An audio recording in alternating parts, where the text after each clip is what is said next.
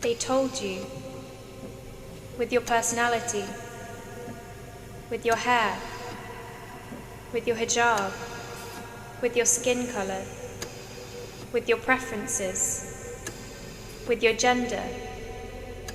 They told you, with their silence, with their words, with their resentment, with their absence. They told you, you don't belong. Yet, here you are.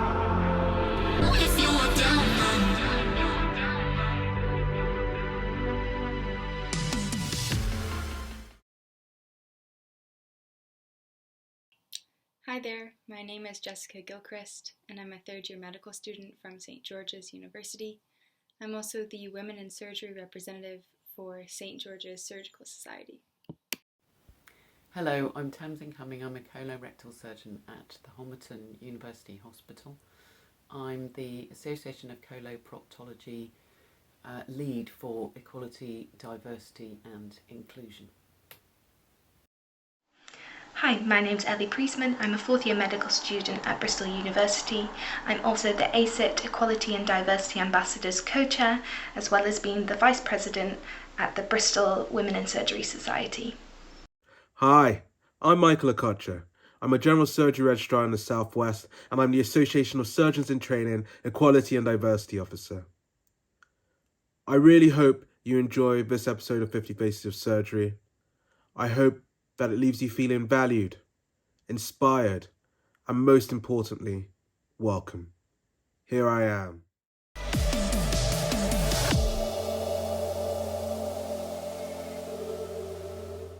Miss Anne Pullyblank is a consultant colorectal surgeon at the North Bristol NHS Trust. Graduating from the University of London in 1990, Miss Anne Pullyblank moved to Bristol in 1994 as a senior house officer working in paediatric surgery.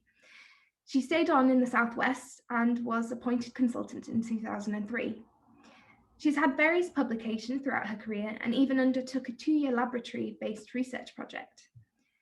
She's incredibly passionate about quality improvement, introducing additional services, new surgical techniques, improved wound management, and thus improving the efficiency and efficacy of the Bristol Trust.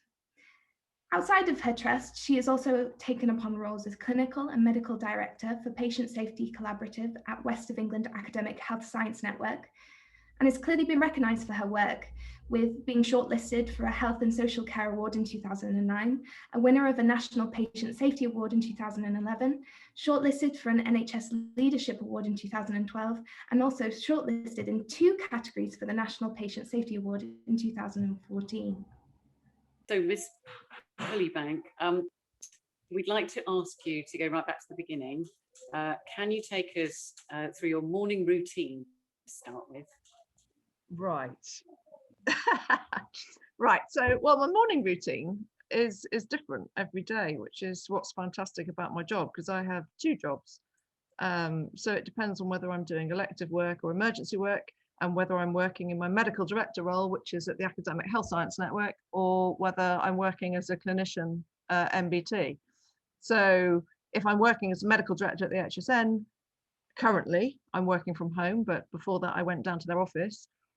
Today I had an MDT day and meetings day at work, but tomorrow I'm on call for the rest of the week. Some days I'm operating, some days I'm doing clinic. So my routine is really, really different every day of the week. But in general, there are 3 clinical days and 2 medical director days, except when I'm doing the whole week on call. And in terms of getting up and out of the house, now my children are grown up, that's much less chaotic than it used to be. To be quite a struggle getting up in the morning and out of the house. Yeah, hopefully we will hear more about that later. Can we go back a little bit in your time? Where did you grow up? I grew up in Plymouth. So I haven't moved far, but I did go to London for uni, and then I moved back southwest for my training. And what was it like growing up in Plymouth? What was that? So it's quite interesting. Most people don't know this. I grew up on a council estate in Plymouth. I'm an only child, partly because my mum almost died having me. So as an only child, I was probably a girly swat, did quite well at school, and eventually went to the local school and then went to a convent school where I got a scholarship. So that was always a bit tricky because, you know, obviously on the council estate with my posh uniform, that didn't go down too well. And at the private school from the council estate didn't go down too well. So, you know, had to navigate that one. But I had a really happy childhood. I had loads of friends. It was a really nice place to grow up. My mum still lives there. I still go down most weekends because she's ill at the moment. And I had a great time at school. And some of my friends to this day are friends that I made there. So I was just wondering, why did you apply for medicine? So I'm one of those weird people that suddenly decided that's what I wanted to do, and I was really lucky to do it. So when I was a child, when I was about 3, I got encephalitis for months, and bizarrely I do remember it. I remember having blood gases taken, and I remember a lumbar puncture, although it wasn't until I became a doctor I knew what those things were, obviously. And I was in hospital, and my mum was a nurse and she just worked nights at weekends, so she did 2 nights a week.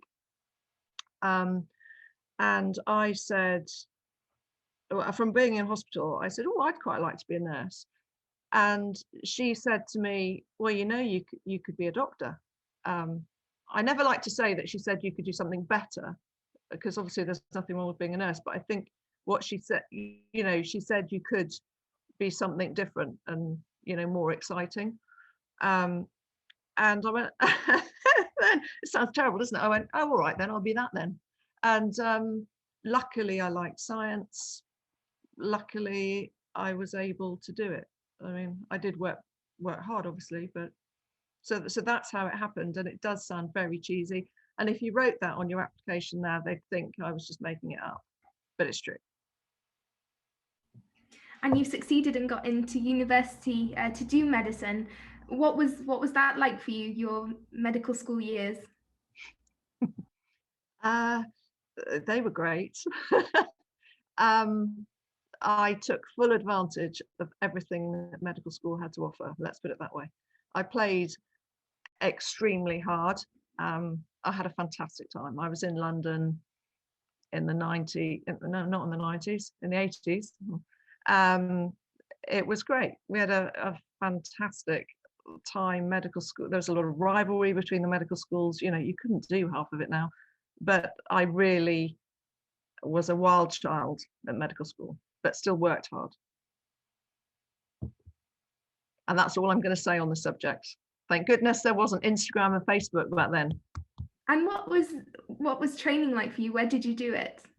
So I stayed in London for a bit. I worked at Mary's, which is great. I worked at the Royal Free, and then I came to Bristol and, you know, did the whole of sort of the, you know, the patch, you know, Gloucester and Western. You mentioned that I did paed surgery first. That was just the way the rotation was. So training was great, and I only came to Bristol because I was working in London, and the guy on the rotation ahead of me was an SHO, and then he got a job in Bristol, and he said, oh, it's great, Bristol's good. And my trainers said, oh, Bristol's good, he's liking it. So then I just went to Bristol, and then I came here and I stayed because it's a great place. So as we mentioned in your introduction, you were appointed a surgeon back in the 2000s. What was your first week like as a consultant? So it's quite interesting. I do actually remember a couple of things about being a consultant, and the first thing I remember is doing a ward round, and that set from being a registrar to being a consultant. So I'd been doing ward rounds all the time, and I'd be saying, yep, you can go home, you need a scan, you need to go home, you know. And when the day I was a consultant, I remember one of the first patients, I said, yep, you could go home. And I remember turning around going, oh, can you go home? What happens if you can't go home? What happens if something happens? What happens if he comes back? And I felt the enormity of that the decision was now mine, just temporarily, and then it passed and I went back to normal. But I remember questioning my decision much more when the buck stopped with me, and I suddenly realized that's what being a consultant meant. And then the other thing is, I remember my first list, which was really unusual, because it was a very simple list because it was my first list, but it was actually almost the talk of the hospital, because there was a female surgeon and a female anaesthetist in the same, that was a big thing. And then I also remember my first big operation that I did. It was a gift from one of my colleagues. He said, oh, you can do a right hemicolectomy. And the patient was, I don't know, huge, BMI 30. I said, oh, well, much more. I don't know, it was terrible. And I did the operation, it was fine. But then he got an ileus afterwards, where his gut didn't start to work. And it was probably one of the worst ileus I've ever seen, even to this day.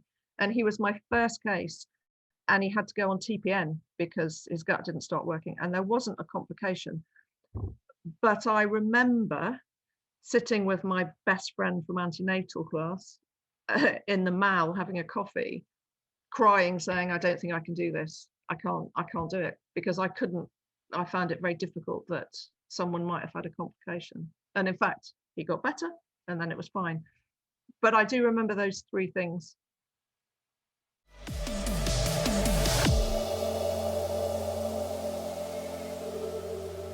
And speaking of ups and downs of surgery, what challenges have you faced along your journey? So in general, I know people, like to hear stories of adversity. In general, I think people have been very supportive. I think the Southwest has been brilliant for female surgeons, and I haven't faced much discrimination. I was the first female surgeon who was part-time in the Southwest. So that was tricky, because a week, I had my first baby, and a week before I was due to come back, one of the male surgeons rang me up and said, oh, well, we're meant to have this chap from South Africa starting, and well, he hasn't passed his OCCI health clearance. So anyway, we've had a chat and we thought you'd come back full time. Is that okay? And that wasn't okay. So that was difficult. Most of the sexism, I'd say, to this day, still comes from the public. Only last week, at the end of the consultation, someone said, well, who's doing my operation? And I'm saying, well, I am. So that's difficult. And I have had, some real obvious sexism. I mean, I've got one good story. When I was an SHO, and there was an orthopedic consultant, and he had a medical student with him who played rugby, and the orthopedic surgeon was president of the rugby team, so they were very chummy. And we'd done the operation and I was sewing up, and the medical student said, oh, what's she going to do, embroider flowers around it? And they both of them were like, oh, oh, oh, oh, oh. And I wish I'd love to say that I gave some witty remark, but I didn't. I just sat there. But the best ending of that story is one day that medical student was my registrar. So I said to him, do you remember? And of course he didn't, but he apologized. But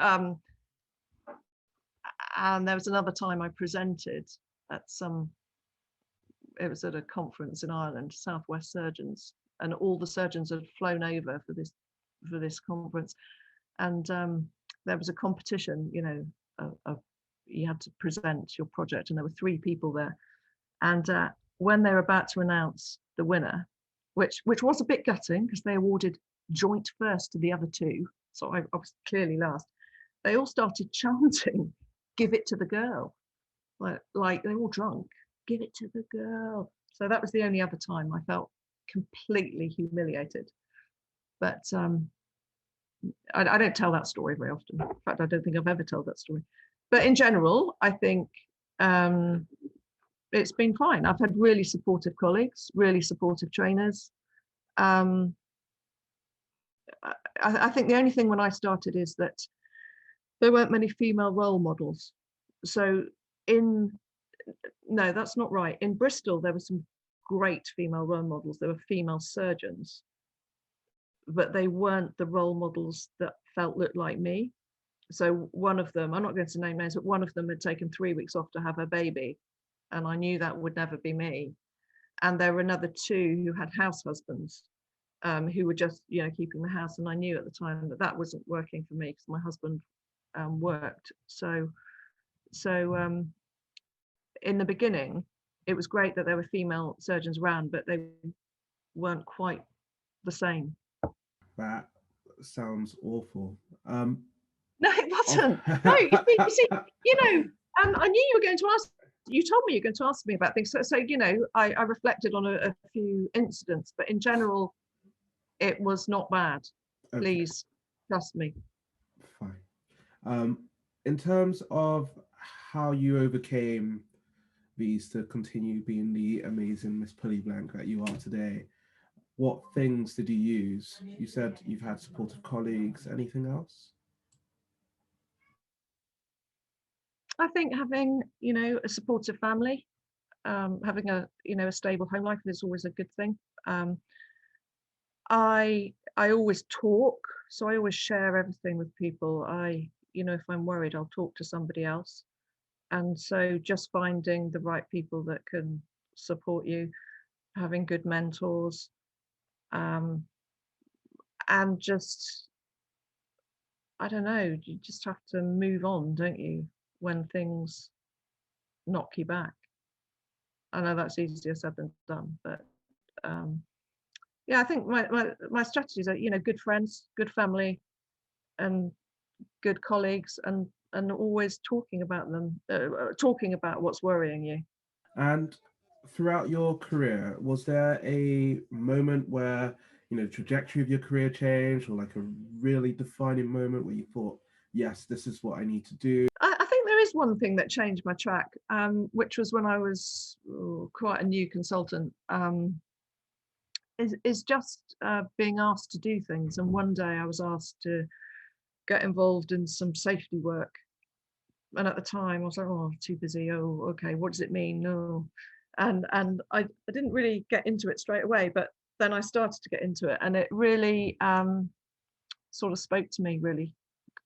Quality improvement and trying to make things better. And I think that did change a little bit of the person that I am, because it led me on a different track.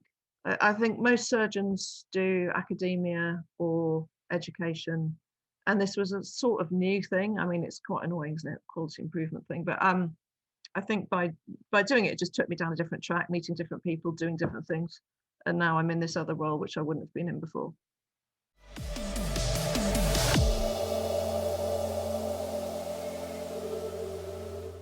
So I have a bit of a creative question for you. If you could go back in time, what would you say to yourself to inspire or motivate you? I'd love to say something profound, but it probably would be just trust yourself, and it will all be all right in the end. And what I used to say to myself when I started in surgery, I had real agonies about, can I do this? There aren't many women in surgery. What if I want children? What if I want this? What if it doesn't work? And I remember thinking, today is today. You don't know what's going to happen tomorrow. I'm worrying about managing children. I might not be able to have children. I might not even marry anyone or meet anyone who wants to have children with me. So I thought, well, let's not sacrifice what could be great for what's happening, right now, or what you want in the future. So I think my advice is more about not worry about stuff that hasn't happened, just follow your gut, and when that stuff happens, deal with it. And our last question is, have you got any other advice for medical students and aspiring surgeons? Yeah, well, it's a fantastic career. And if you want to do it, go for it. Um, I've just thoroughly loved everything about surgery and medicine, and I still absolutely love it. And it's quite easy in the NHS to meet people that are a bit burnt out and they're tired and they they maybe don't enjoy their job anymore, but I really promise you I love every single day of my job. I like doing something different. And if you want to do it, just do it. I think medicine's the best career in the world. Yet, here you are.